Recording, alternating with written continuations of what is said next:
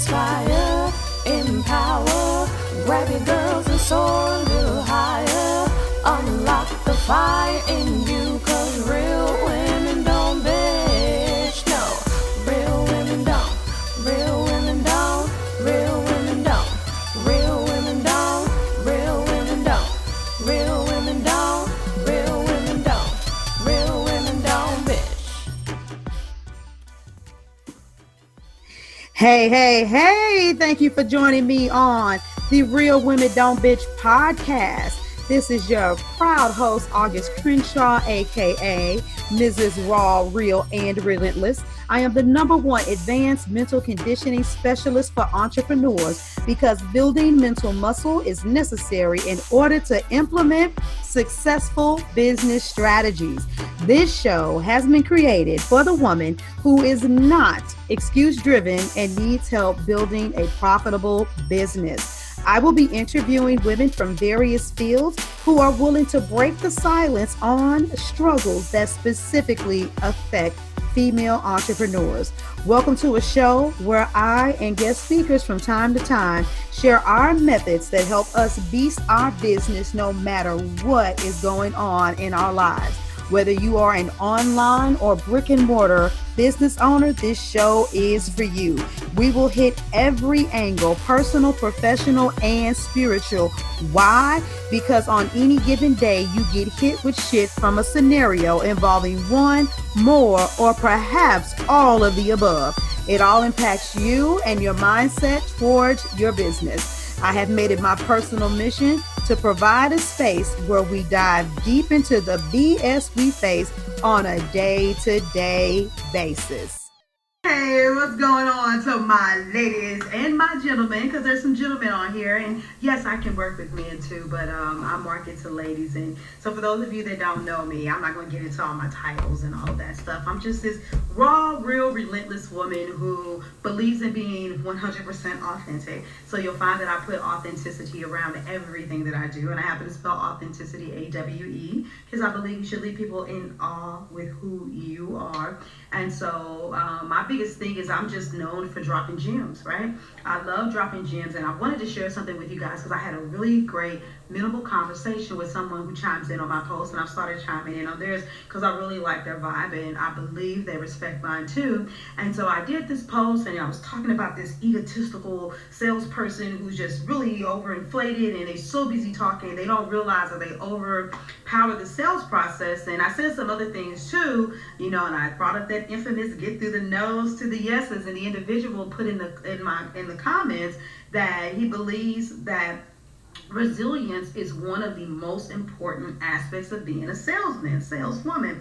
And I was like, yeah, it is. But if you change the way that you think about sales and the way that you approach it, then you won't have to be as resilient. And so I just want to give you all some food for thought, some motivation. Maybe this might be the one thing that you needed to transition your entire thought process, because you can teach people strategies all day long, but if you don't reprogram what's going on in their subconscious, they're still bound to fail. And so there's this thing, and people will tell you this in the sales industry, period, but I'm going to tell you when I first got hipped onto it. It was way back in the 90s when I got approached by my first MLM company, and I decided to do it. And they were like, yeah, sometimes you got to go through 100 no's to get to a yes. And when you think about 100 no's before you get to a yes, you're going to have a very resilient spirit to be able to bounce back over and over and over again. But this is what I want to challenge you all to take a look at, and I want you to really think about this. Number one, are you truly being authentically who you are? Whether that's the fact that you got a little pop when you talk, that you are like sunshine in your eyes, you like to drop a fuck bomb, an F-bomb, see what I'm saying, just being me, here or there, whatever it is about you, are you allowing your true self to radiate? And not just in moments like these in video, but across your brand. Who I hire, will I experience that individual, whether that's radiating through your company or your services? So your products or services, am I going to feel that? And so if you're doing a great job of making sure that you're like, wait a minute, this, like me, people should automatically say, okay, this woman is very direct.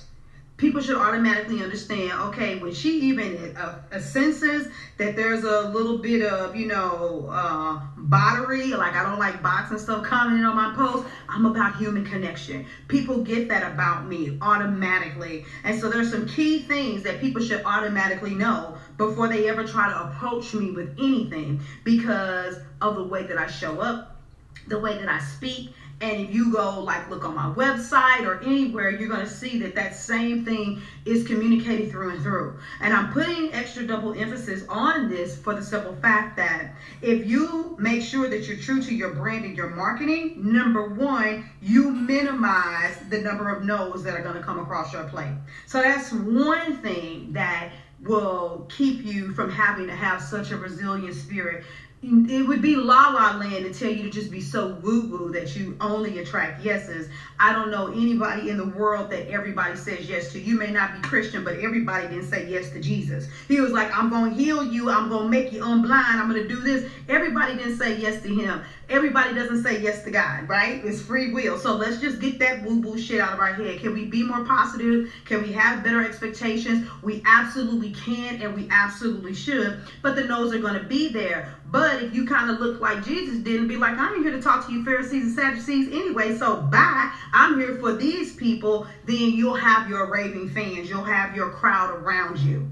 Okay, so really taking that and internalizing it, so that decreases the probability. Something else that I found out with salesmen is that if you don't really understand how to direct the conversation, and if you aren't asking the kind of questions to start extracting the critical data that you need in order to solidify your offer, then guess what you're going to do? You're going to have a lot of conversations that you don't need to have.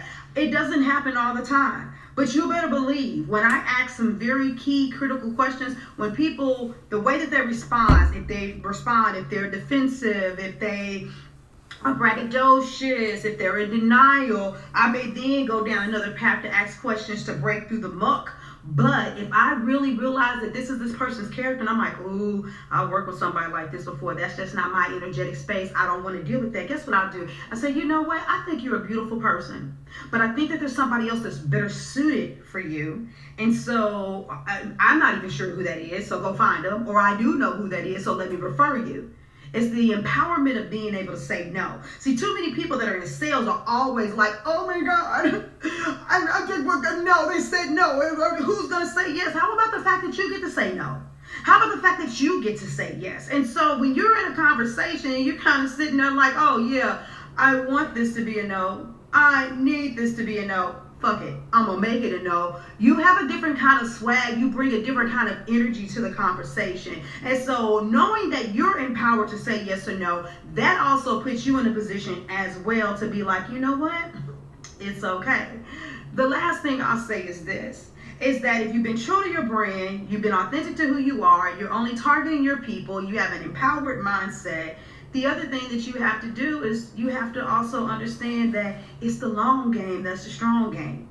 I'll say it again, it's the long game that's the strong game. And so I remember I was reading Grant Cardone's book, Sell or Be Sold To. Yes, even though I teach sales, I still study and I still listen to other people I respect in the industry. He talks about the best deal ever that he solidified. And it was over a year-long chase of the woman who would become his wife. And so he looked at this pursuit of her from the perspective of selling, because we know that we are all salesmen, whether we want to be and leave it or not, and whether we're good at it or not. And so some of the greatest deals that you're going to close have to do with your long game. I recently just reached out to somebody who I'm working on a deal with a real estate company to touch. She's like, oh my God, I'm glad that you reached out because we have our meeting today, and I'm still waiting on some feedback. So that follow-up, that follow-through has to be there. And so if you can get it out of your mind and stop saying to yourself, let me prepare myself before I go into this sales conversation because I'm going to knock it out of the park and I'm going to get a yes. Then if you set yourself up and it's not a yes immediately, which we've all seen the data, right? Follow up once, twice, 3 times, up to 12. You've already souped yourself up for the short game. And so resilience is only necessary when you live in woo-woo land. about sales, and when you don't understand your own value, and when you have given a misrepresentation of who you are. So just take that, let it be some food for thought. I may have to download this and put it on my podcast because this is a really good juicy nugget, right? I mean, at least I think so. You guys let me know what you think. You know, have you found yourself needing to be more resilient than usual? Do you feel like you're banging your head up the wall with those 10 plus no's before you get a yes, or is it worse than that? What is your experience with sales? How do you feel about it? Have you ever even thought about the fact that you need to be, presenting yourself with this persona of, I have the right to say no? These different bullet points that I brought up throughout the conversation, where are you at? Does your brand truly represent who you are? And is that translating on the sales call? Have you presented yourself like this, like, hey, what's good? And then you get on a sales call, you're like, yes, hi, how are you? My name is August Crenshaw. Yes, I happen to be a sales coach. I'm a master sales strategist. I happen to work with women who are empaths and introverts. When knowing goddamn well that's not who you are. You know what I'm saying? So what's the deal? What's the deal? Let's talk about this. And hey, when you guys give great comments, guess what? They become videos. So I'll talk to you guys later. Deuces.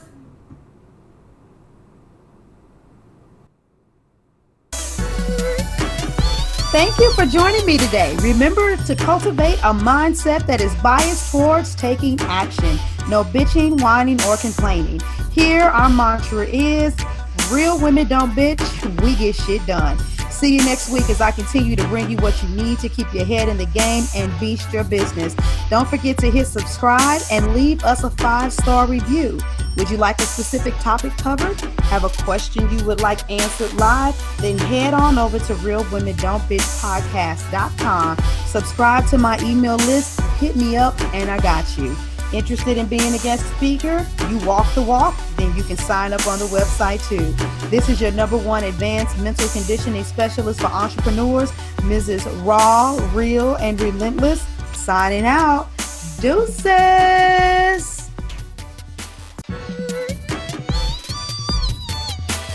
Inspire, empower, grab your girls and soar a little higher. Unlock the fire in